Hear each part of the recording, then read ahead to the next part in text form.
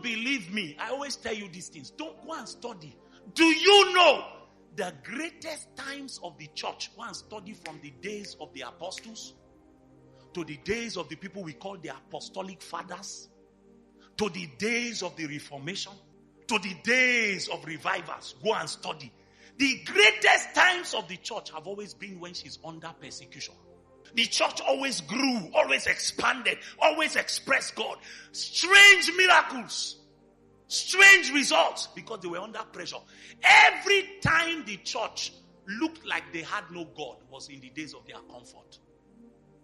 Every time they entered into a season of rest, they lost their sense of value.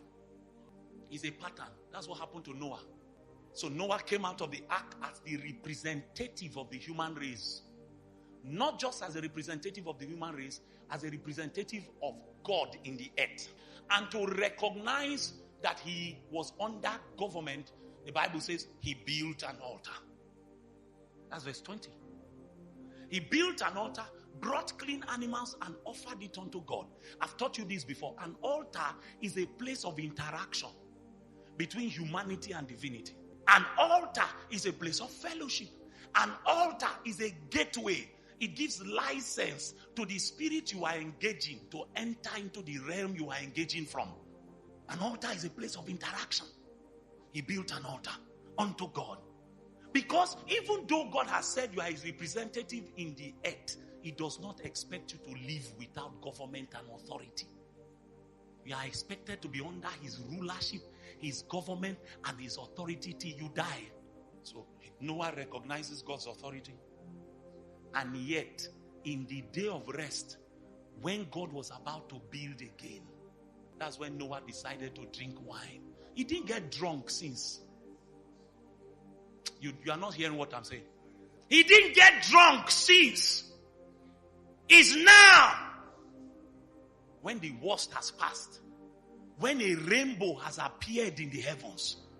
And God has cut covenant. He said there is seed, there is time, there is harvest, there is time, there is cold, there is heat. God has given promise that order will be restored to the earth. That's when Noah became drunk. Go and check some people.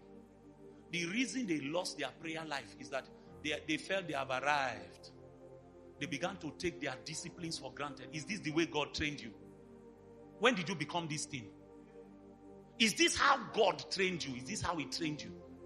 What happened to your hours of prayer, your days of fasting?